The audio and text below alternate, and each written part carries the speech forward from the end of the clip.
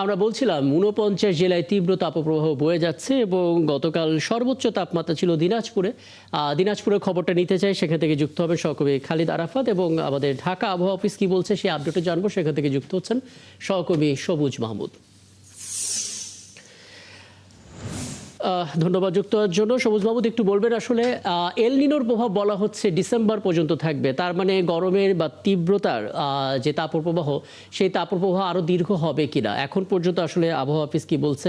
২৪ ঘন্টা একটা পূর্বাভাস আমরা পেয়েছি এবং তাতে ঢাকাতে সামান্য কিছু ঝড় হওয়ার একটা সম্ভাবনার কথা বলা হচ্ছে। একটু জানাবেন আসলে কি বলছে আবহাওয়া office. Colour expert dark sap এবং মাইল্ড অন হ্যান্ডস টেকনোলজি সমৃদ্ধ অরিক্স অ্যাডভান্স ডিটারজেন্ট পাউডার আপনার লন্ড্রি এক্সপার্ট। গতকালকেই আমি এই যে এল নিনো সক্রিয় হয়েছে সে বিষয়ে সংবাদ করেছিলাম এবং এই এল নিনো হচ্ছে প্রশান্ত মহাসাগরীয় যে সমুদ্রের পানির যে উপরিভাগ সেই উপরিভাগের পানির তাপমাত্রাটা বেড়ে যাওয়া এবং এটি সাধারণত 2 থেকে 3 বছর সময়ে এটা হয়। এটি আসলে শুধু বাংলাদেশের উপরে না, এটি এই অঞ্চলের উপরের একটি প্রভাব পড়ে এবং তাপমাত্রাটা বেড়ে যায়।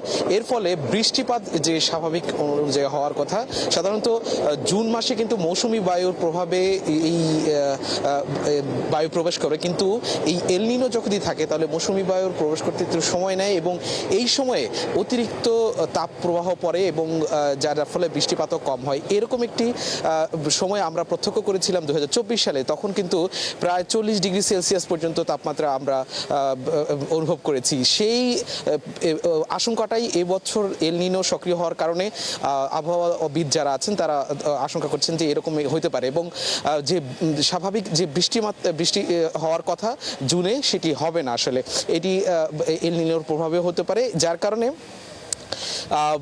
এই যে প্রশান্ত মহাসাগরীয় যে অবস্থাটা সেই অবস্থাটা এই অঞ্চলটা জুড়ে বিরাজ করছে এবং আবহাওয়া অফিস থেকে আমাদেরকে এটাও জানিয়ে দেওয়া হয়েছে যে এই যে পুরো জুন মাস জুড়ে কিন্তু 2 থেকে 3টি তাপপ্রবাহ হতে পারে এবং তখন কিন্তু সর্বোচ্চ তাপমাত্রার আমাদেরকে অনুভব করতে হতে পারে এবং এই তাপমাত্রা যদি এইভাবে সক্রিয় থাকে তাহলে এল নিনো ডিসেম্বর পর্যন্ত থাকতে পারে এবং এই এল নিনো আসলে বছরব্যাপী থাকে। 2024 সালেও কিন্তু পুরোটা বছরব্যাপী ছিল, 2023 সালের মাঝামাঝি থেকে 2024 সাল পর্যন্ত।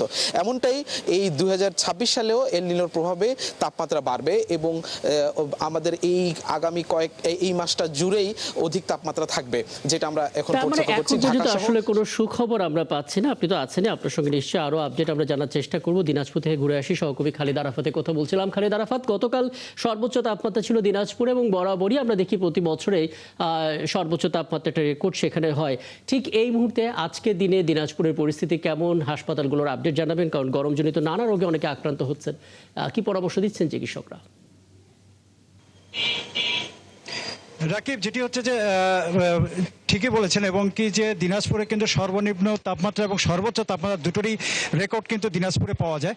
তো গতকালকের মতো আজকেও কিন্তু আমরা দেখতে পাচ্ছি যে এবং আবহাওয়া অফিসও ধারণা করছে আজকেও হয়তো দিনাজপুর দুপুর 3টায় যে তাপমাত্রা মাপা হবে সেখানে দেখা যায় হতে পারে যে দিনাজপুর কিন্তু সর্বোচ্চ তাপমাত্রা রেকর্ডেই হয়তো বা ধরে রাখবে। তো আমরা কিন্তু দেখতে পাচ্ছি যে দিনাজপুরে কিন্তু খুব প্রয়োজন ছাড়া ঘর থেকে তেমন একটা কেউ বের হচ্ছেন না। প্রচণ্ড গরম এবং একটু মানুষের কিন্তু জীবিকার তাগিদে এবং প্রয়োজনেই কিন্তু ঘর থেকে কিন্তু বের হতে হচ্ছে।